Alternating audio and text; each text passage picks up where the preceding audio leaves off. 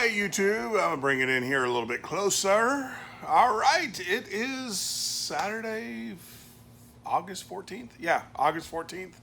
Don't know when you're gonna be watching this, but today when I'm videoing this is August 14th. I am in the shop today. We are going to prime the skins. I could have done that yesterday. I know that. I don't know why I didn't, to save some time. But today we got two skins, so we're going to get those primed, those mating surfaces. Now, one thing on the skin that I am not going to prime is along this edge, or this trailing edge right here. And the reason for that is because there is a tank sealer or a sealer. You remember the long piece, the long trailing edge piece that we countersunk the other day? Remember this? This actually goes here, and then it's sealed with a sealant, with a tank sealer or whatever. It's basically a big old rubber gasket, and it seals this together. So I'm not going to prime this area here because the sealant's going to go on there, and I want the sealant to be touching the actual metal and not the primer, because obviously the primer, if it gives way or whatever, it kind of defeats the purpose of the sealant. So that's the only thing. So the way that we do that is take a hot iron.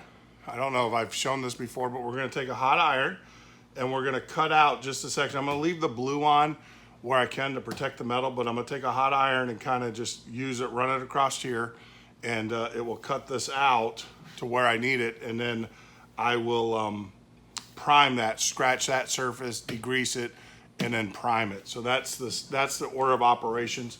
There's no reason to prime these back because these get rolled over, and I'll show that in the video wherever.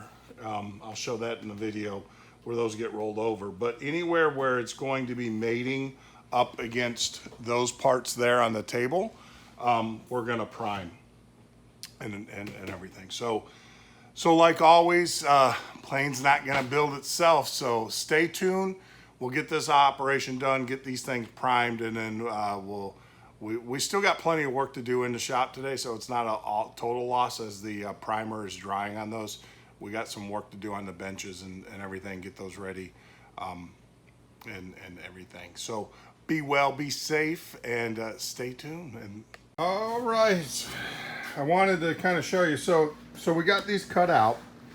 You know, the way some people ask, well, how do you cut out? I use just a soldering iron that I got at a box store, you know, cheapo soldering iron. I did round the edge over so not to scrape the metal that much. It will scrape a little bit, but no big deal. One thing I did, and I want to share with you, when you're running your soldering iron, I was complaining it wasn't melting. It just wasn't melting quick enough. I need to get a hotter soldering iron. Well, yeah, that would work, but I don't know, you know, what cranial flatulation I had. Just slow the soldering iron down. So when you're running the soldering iron, if you're running too fast, it won't melt it. Just slow it down. No need to go out and buy a 3,000 watt soldering iron. You know, just buy a soldering iron, round the edge over. That's kind of important, so you're not gouging into your aluminum that much, and slow down. That's all you got to do. So these are ready to go. Well, not quite. I have to scuff them up, and then I have to wipe them down with acetone or a degreaser, and then they'll be ready to shoot the prime coat on. So that's it, and when they come back, they will be partially green. All right, YouTube, you're a mean one, Mr. Grinch. Hey, I'm looking at this and going, gosh, this is green. It ain't easy being green. So yeah, so we got everything primed and ready to go. I'm just gonna let it sit here and cook up. And of course you could peel this back if you wanted to ahead of time. Look at that. I was a little concerned about using the acetone on this plastic. It would melt it, and it didn't. So I'm actually pretty shocked. So yep, I'm gonna let this set up a little bit longer though before I start manipulating it. Tomorrow, God willing, we're gonna get in here. We're gonna do some bucking, or we're gonna do some back riveting. Yeah, don't look at this. So what I did is that you can get a steel plate online through Online Metals or wherever, and then I took my router, and I don't know what I had. I think another cranioflatulation moment. I actually took the time and routed out, had it all real nice. If you look at the lines, really nice and stuff. And then I just got the routing out the center of this, and I just I don't know. I don't know. I had a senior moment. I'm not senior though, but I had a mental moment, and I just routed that out. Oh well. But this is a for back riveting, and we'll talk about that a little bit tomorrow. But basically, yeah, we'll just wait till tomorrow. Keep you in suspense. If you guys want to know what back riveting is, then go Google it. I'm sure I know there's plenty of YouTube videos. So tomorrow we're going to take all of those pieces that are all lined up like good little soldiers and ready to go, and we are going to then attach them to the outer to the outer skins of the rudder, and then like we said in the other video, and I'll show you again, we're gonna zip it up. It's all gonna come together. That's what they say, and I think there's about 1,000 other RV10s that have been built, so I'm sure it does come together. And then we will rivet the separate pieces. And then, like I said, on the edge here, along this edge here, we have to put in this trailing edge piece, but that is a whole nother operation. Man, those setting those things, man, that thing just lines up beautifully in there by doing those countersinks. And then the other piece, of course, will go here, and this will be the trailing edge. Well, we got goop. It's a chemical that we will, or like a sealant that we'll put along this trailing edge, and then we'll seal it up. We're just going to Cleco it. We're not going to rivet it. We're just going to Cleco it together and put it in weight and let it sit. You got to let it sit for about 7 days or so is what they recommend. And what that does is it's for building gas tanks, so it's strong, structurally strong. It will expand with heat, obviously, and it's chemically, if it can sit in gas without warping. But it's a gas tank sealant that they put. I know a lot of people talk about putting a piece of, there's a 3M makes a tape. I was told, talking with vans, tape is good, and there are plenty of planes out there with tape, so don't think that I'm against the tape, but they said that they find that using the chemical version of that, they find that it I don't want to say better, they like it better. They recommend it a little bit more than the tape, just because of the flexibility. This thing's going to be sitting out in the sun and all sorts of different weather conditions, going from high temperature to the low temperature as you go up in the altitude.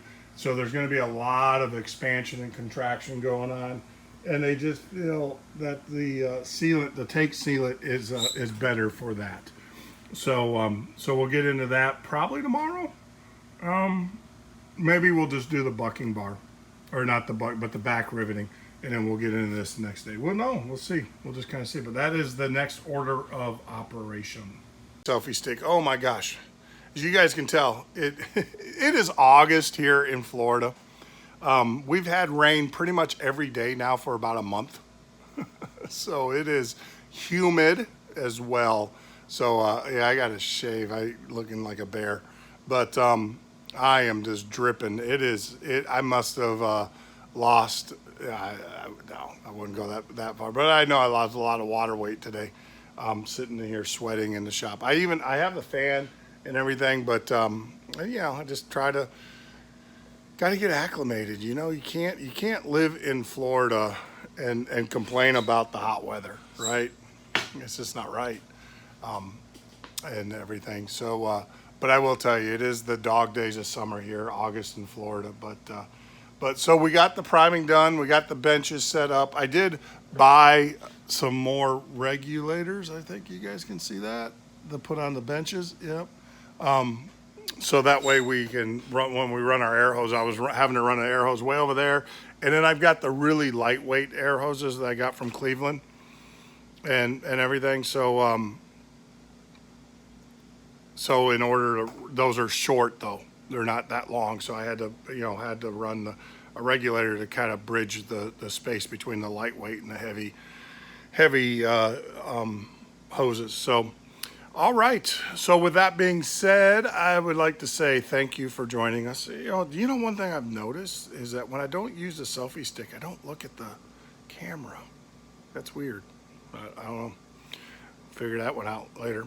But so we got the priming done on the skins. We'll get, like I said, tomorrow we'll start doing some back riveting. You'll see that operation and everything. But like always, thank you for spending your time with me in the shop today.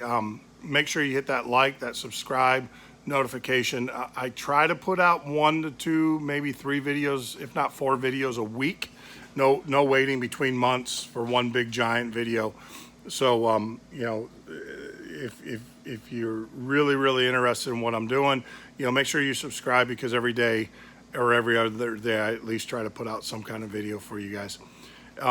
With that being said, like always, you know, be safe. It's just, I don't know.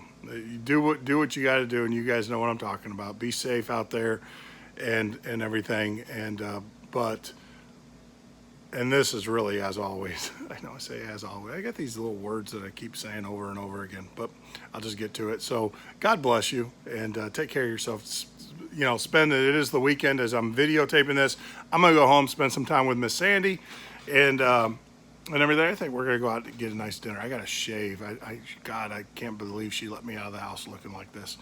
I guess that's her way of making sure that I behave myself, and she don't have to do that. It's not an issue. So, but like always, take care, and God bless you. And we'll be back in the shop tomorrow doing some back riveting.